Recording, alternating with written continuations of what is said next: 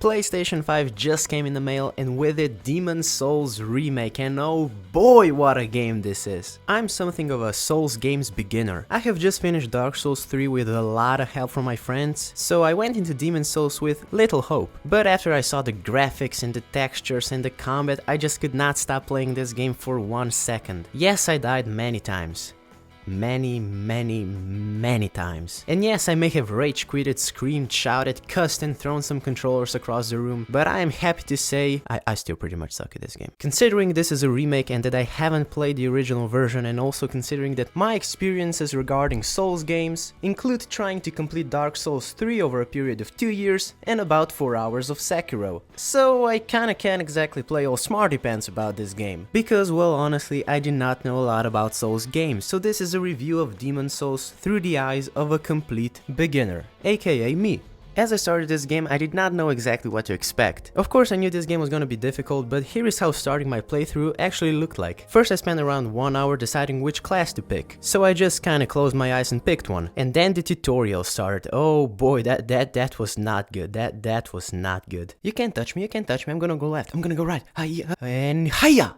Ah shit, I missed. And then it took me about half an hour to finally get through literally the absolute first goddamn level of the game. And then this game throws this guy in front of you, and you know that you can't beat him because you saw the YouTube videos, but still you're like, hey, maybe I can take him.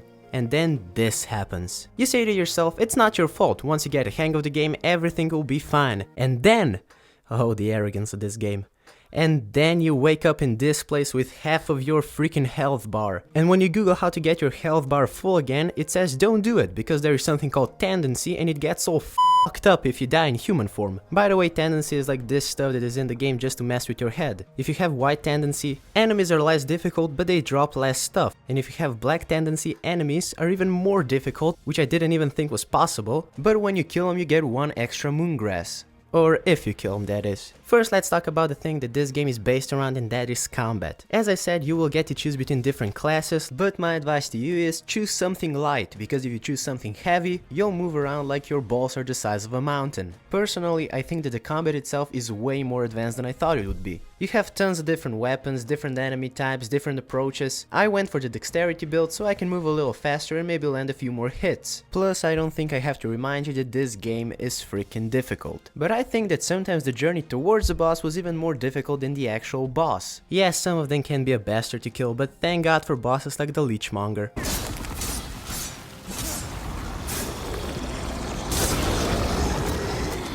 But sadly there are also bosses like the goddamn Flame Lurker. That is the reason why I broke my controller. And the best thing is, every single time you die you get thrown back to the campfire and spend 10 minutes traveling back to the boss so he can kill you in about 32 seconds. If I had to choose which boss was the toughest for me, I would definitely have to say the Flame Lurker, because my armor had very poor fire protection and my weapon has very weak magic attacks. But hey, thank God for sticky white stuff, which not only adds magic damage, it's probably also the weirdest thing I've ever seen in a video game.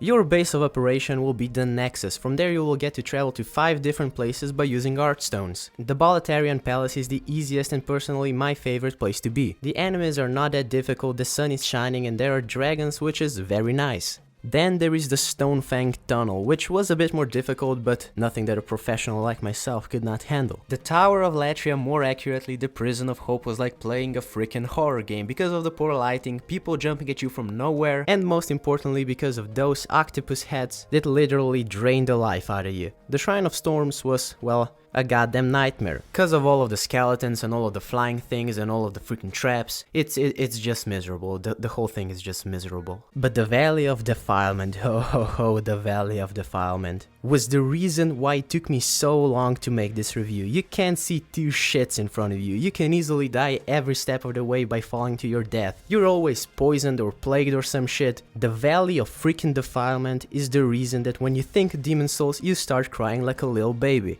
So you will not cry like a little baby, I have prepared this short list of 3 rules that every Souls beginner should follow. Rule number 1. It's okay to be a pussy. It is. You have no idea how many times being a pussy has kept me alive. Every time you say to yourself that you're the man, the chances of you dying triple. Being cocky never plays off, so again I repeat, it's okay to be a pussy. Rule number 2. Running is good. Considering that every time you die, all the enemies respawn, there is no point in killing them every single time. Just run. Run like the wind. I agree that running in the real world is exhausting and painful, but running in Souls games is just great. And rule number 3. This is the most important rule of them all. Nothing good is ever over there.